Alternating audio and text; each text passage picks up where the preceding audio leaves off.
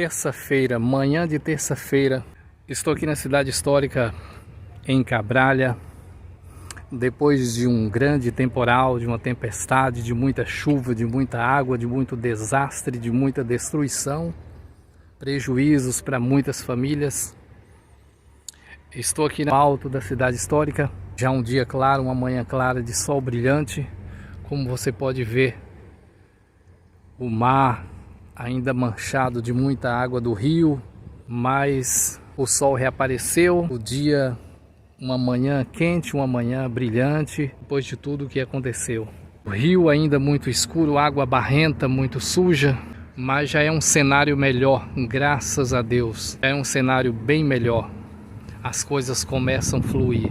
Estou aqui agora nas ruínas de uma construção muito antiga, do século XVI, século XVII, uma construção que os historiadores não conseguem identificar com precisão o que era isso aqui.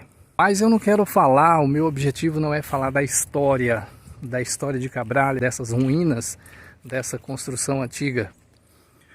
O meu objetivo aqui é outro. Isso aqui que você vê em ruína certamente já foi algo muito bonito, já foi algo bem legal, de boa aparência, de muita beleza, certamente já foi. Bem como essa igreja aí à frente, apesar da pintura não estar transmitindo uma beleza, transmitindo uma boa aparência, mas é uma construção que funciona, uma obra está ativa. A igreja está ativa e funcionando, inclusive agora pela manhã. Depois do grande temporal, depois de muita chuva, de muita água, de muita destruição, de muita perda, de muito dano, de muita dor, lágrimas. É a vida, eu quero falar da vida. A vida passa, a vida é breve, a vida se deteriora. É disso que eu quero falar. Tudo passa, todas as coisas materiais elas passam, elas se deterioram. O tempo vence a coisa física e material. Assim as nossas vidas também, nascemos, crescemos, desenvolvemos, construímos, evoluímos. O corpo físico, o edifício físico, a casa física vai ruir e ela vai entrar em ruínas. É uma lei, é a lei de Deus. O pecado fez isso em nossas vidas. Aquele corpo adâmico, aquele corpo de Adão que era perfeito, que era bem construído, bem feito, que era um corpo perfeito, ele foi alterado pelo pecado.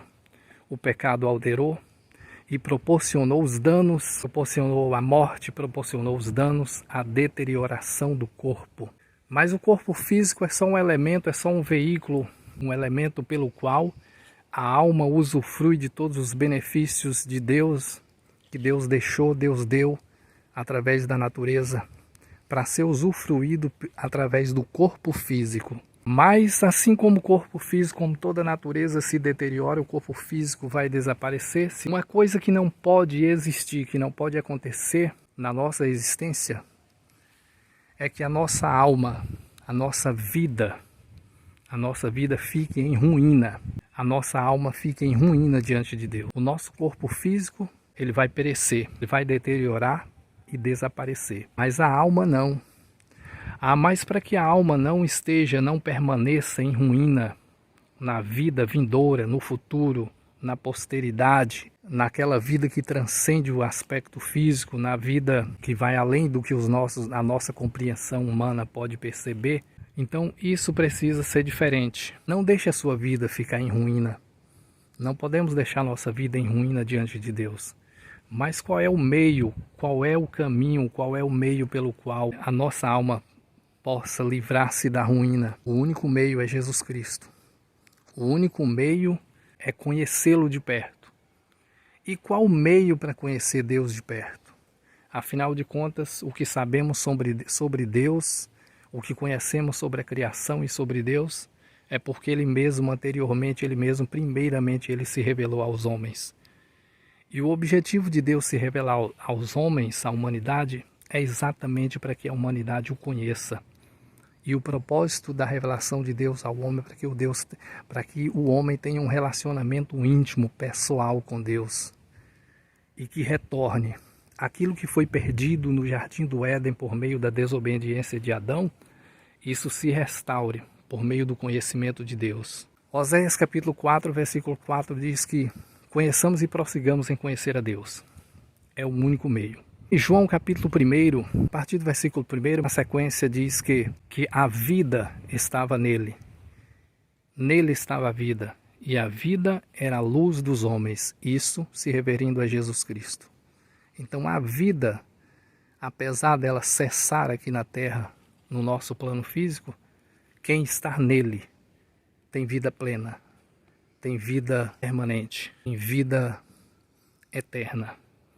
Então aquele que é o Criador da vida, todas as coisas foram criadas por ele e para ele. Romanos capítulo 8, versículo 22, que a natureza geme como se sente as dores de parto até agora. Então o pecado trouxe uma maldição, trouxe dor, sofrimento e destruição. É o que causa a deterioração da vida na terra e nos seres humanos. Mas a única saída para que a alma, para que a vida continue e continue bem, é por meio daquele que é o dono da vida, que exerce poder sobre a vida, Jesus Cristo. A vida estava nele e a vida era a luz dos homens. Então que Deus te abençoe grandemente nesta manhã, nesse dia, tá bom?